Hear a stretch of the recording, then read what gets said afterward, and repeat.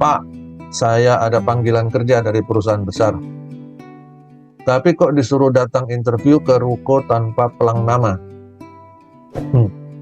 Terus ketemu sama HRD, langsung dibilang keterima. Besoknya disuruh mulai kerja, tapi karena belum saling kenal, jadi minta jaminan 1,7 juta. Ini bener panggilan kerja apa penipuan ya Pak?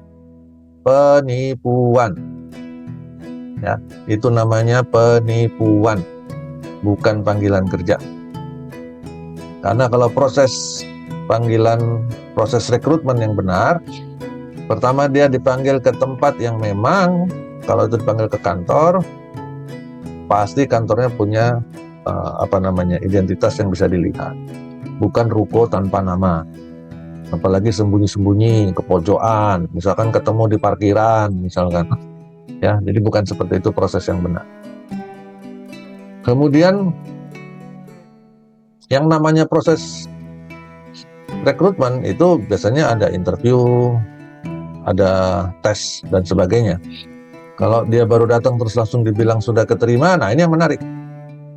Jadi buat teman-teman para pencari kerja, ya, berhati-hatilah, harus langsung waspada apabila pada saat dipanggil sama oknum HRD atau orang yang mengaku sebagai HRD, dipanggil ketemuan, baik ketemu langsung atau dia lewat telepon, tidak pernah ada proses seleksi atau tes dan sebagainya. Tiba-tiba terus begitu telepon atau begitu ketemu kemudian langsung bilang, ya Anda keterima. Nah, itu jangan langsung bahagia, ya. Itu justru harus langsung sedih, langsung berhati-hati, karena ini biasanya 90% arahnya kepada penipuan. Ya. Yang paling terlihat jelas adalah dia meminta sesuatu dari si kandidat, dari si calon karyawan. Meminta uang biasanya. Kadang ada yang bisa nego, atau ada yang minta surat-surat berharga misalkan, atau diganti sama koin emas juga boleh kok Pak misalkan itu. Nah, itu harus hati-hati itu, karena dalam perundangan ketenagakerjaan kita sudah jelas, dalam proses rekrutmen kandidat tidak dipungut biaya apapun, nggak ada. Si pencari kerja itu tidak boleh dipungut biaya, sejatinya begitu dalam perundangan kita. Jadi kalau agen-agen rekrutmen yang mencari kerja untuk dan atas nama kliennya, sejatinya seluruh biaya proses rekrutmen itu ditanggung oleh si klien, bukan dibebankan kepada si pencari kerja. Ya. Termasuklah juga biaya materai, biaya admin, biaya registrasi, biaya pendaftaran dan sebagainya, itu nggak ada. Seharusnya tidak boleh ada biaya 1 peser pun, 1 rupiah pun, 1 sen pun pada saat proses rekrutmen yang dibebankan kepada si pencari kerja, kecuali biaya-biaya pribadi yang melekat pada diri pribadi si calon karyawan. Contoh, biaya transport dia dari rumahnya ke kantor untuk tes, untuk interview, nah itu tanggung sendiri memang, ya. Kecuali misalkan dia di luar kota. Kalau di luar kota ya berarti biasanya kalau kesepakat ada di cover, ada fasilitas yang disiapkan dan sebagainya, ya. Tetapi misalkan dia datang kemudian ada biaya pendaftaran dulu 50.000, kemudian ada biaya materai 25.000 misalkan, kemudian ada lagi biaya administrasi 100.000, terus ini tadi dalam pertanyaan disebut ada jaminan karena belum saling kenal, jaminannya 1,7 juta. Ya memang kalau rekrutmen itu kan memang nggak kenal. Karena tidak kenal, terus si oknum HRD-nya minta uang 1,7 juta sebagai jaminan. Ini yang keliru. Dan kalau sudah seperti ini, langsung udah jelas ini, sudah pasti ini adalah penipuan.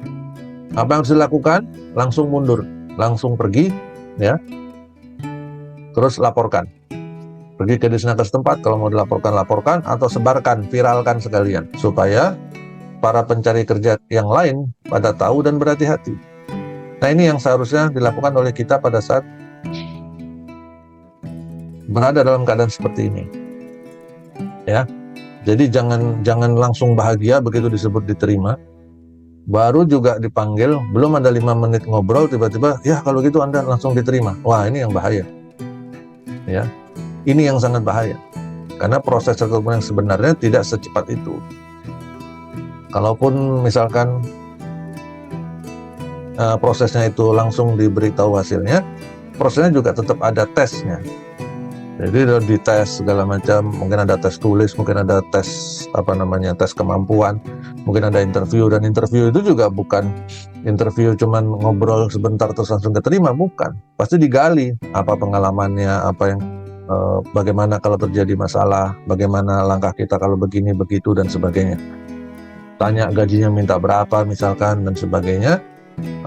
Baru setelah itu diputuskan, dan keputusannya juga bukan langsung gitu selesai interview, belum selesai waktu closing udah langsung bilang Anda diterima.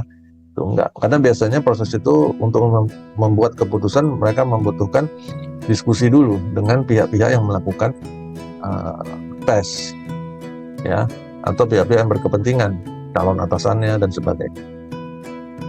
Ya, jadi apabila sudah ada arah-arah diskusinya itu meminta sesuatu dari pencari kerja, maka sudah langsung hampir bisa dipastikan bahwa itu adalah penipuan.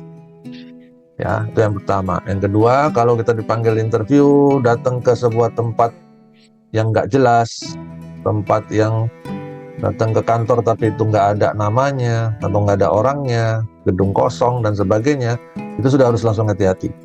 Ya, jangan mudah percaya. Nah, ini biasanya teman-teman para pencari kerja yang mungkin sudah cukup lama belum dapat pekerjaan, kemudian pada saat diiming-imingi dengan pernyataan, ya sudah keterima, besok mulai kerja, langsung hilang akal sehatnya. Langsung, oh minta jaminan 1,7. Oh ya Pak, kalau gitu nanti saya siapin, nanti saya jual motor dulu, saya jual kerbau dulu dan sebagainya. Ya, hati-hati situ. Itu adalah penipuan. Begitu ya Bapak Ibu yang bertanya.